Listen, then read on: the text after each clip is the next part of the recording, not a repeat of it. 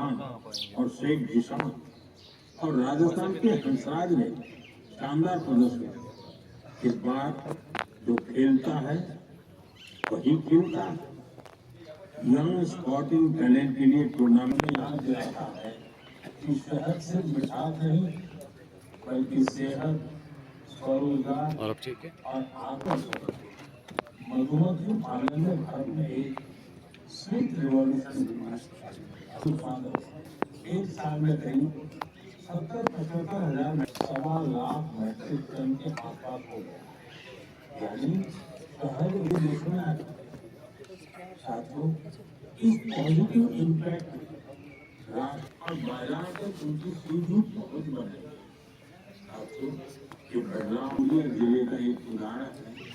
यहाँ आदिवासी किसान कुछ स्टार्टअप अब एआई और डिजिटल टेक्नोलॉजी से शहर की गुणवत्ता को प्रमाणित करें। आप अगली बार जब भी सर्व करेंगे शहर को जरूर आजमाएं। कोशिश करें कि किसी लोकल किसान देखिए, मन की बात का कार्यक्रम देशव्यापी कार्यक्रम है। प्रधानमंत्री जी ने मोदी वन में ही ये कार्यक्रम शुरू किया था और इस कार्यक्रम से लोग कनेक्ट हो रहे हैं, लोग जुड़ रहे हैं। खासकर वो लोग जो इनोवेटिव काम कर रहे हैं, नौजवान, बुज़ुर्ग, महिलाएं या जो भी, मैं कहता हूं कि सोसाइटी का हर सेक्शन वो इस कार्यक्रम से जुड़ा है। ये अब केवल भारतीय जनता पार्टी का कार्यक्रम नहीं रहा है, ये आम जनमानस का कार्यक्रम बन चुका है, देशव्यापी कार्यक्रम बन चुका है। मैं तो इसे कहता हूं कि एक भारत की एक नई क्रांति, भारत का एक नया आंदोलन, भारत की एक नई रेवोल्यूशन, एक इनकलाब है ये। जिस प्रकार से आदरणीय प्रधानमंत्री जी देश के किसी भी कोने के आखिरी कोने में भी, किसी छोटे से छोटे गांव में भी, वहाँ पे भी अगर गरीब कोई काम कर रहा है, किसी भी फील्ड में काम कर रहा है, वो शिल्पकार है, वो कलाकार है, वो म्यूजिशियन है या कोई भी काम कर रहा है, उस काम को प्रोत्साहित करना, प्रोजेक्ट करना और एक इंस्पायरेशन, एक प्रेरणा के तौर पे प्रदर्शित करना देश के आम नौजवानों के बीच में, ये प्रधानमंत्री जी ने एक अनोखा काम किया है। आज चूंकि हम बॉर्डर एरियाज़ में घूम रहे हैं, हमारे स्टेट प्रेसिडेंट सत शर्मा जी की लीडरशिप में हम 5 एमएलए लगातार पिछले 10 दिनों से इस बॉर्डर एरिया में घूम रहे हैं। तो कल हमारा कार्यक्रम करना टंगधार में था, आज बाय द वे हम यहाँ पे थे। चूँकि बीजेपी भी इस कार्यक्रम को बूथ लेवल पे करती है, आज श्रीनगर डिस्ट्रिक्ट में हमारे डिस्ट्रिक्ट प्रेसिडेंट सलमान भाई ने श्रीनगर के एक बूथ पे ये कार्यक्रम ऑर्गेनाइज़ किया था, तो लिहाजा हमने भी इसमें शिरकत की और प्रधानमंत्री की बात को सुना। आज का जो मन की बात का कार्यक्रम था बिल्कुल डिफरेंट था, क्योंकि पहली बार आपने देखा होगा किसी आतंकवादी घटना की प्रतिक्रिया, किसी टेररिस्ट अटैक की रिएक्शन जो भारत ने दिखाई है, एक डेटरेंस दिखाया है, उसकी भी बहुत सारी बातें आदरणीय प्रधानमंत्री जी ने की है।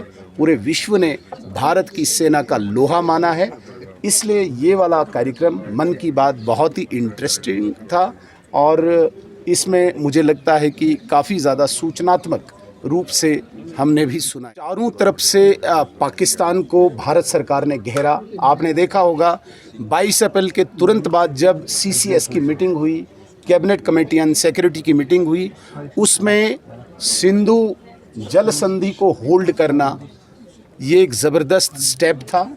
1960 में ये जो एग्रीमेंट हुआ था, जिसमें हम यहाँ पे इन 3 नदियों पे कोई स्ट्रक्चर डेवलप नहीं कर सकते थे, उसको होल्ड पे रख के भारत ने एक ज़बरदस्त कूटनीतिक स्ट्राइक किया, डिप्लोमेट्स को वापस बुलाया, पाकिस्तानी नेशनल्स जो यहाँ पे थे, इलीगली यहाँ पे बैठे हुए थे, उनको वापस भेजना, अटारी बॉर्डर को जिस प्रकार से खुला रखा था उसको क्लोज़ करना, ये कूटनीतिक स्टेप थे।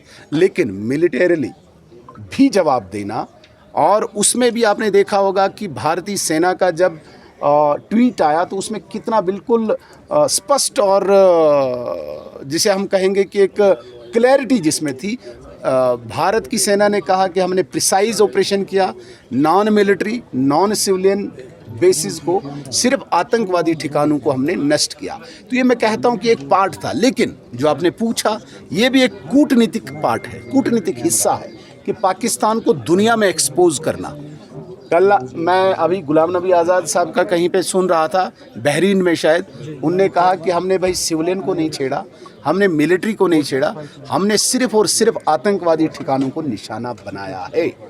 इसलिए पाकिस्तान को चारों तरफ से एक्सपोज करना, बेनकाब करना, ये भारतीय सरकार की कूटनीति का एक बहुत बड़ा हिस्सा है, जिसमें ऑल पार्टी डेलीगेशन अलग अलग कंट्रीज़ में गया और वो लोग जो मुझे लगता है कि विदेशी मामलों में महारत रखते हैं, उन लोगों को भेजा गया है। ये बहुत बड़ी एक सफलता है भारत सरकार की। Thank you.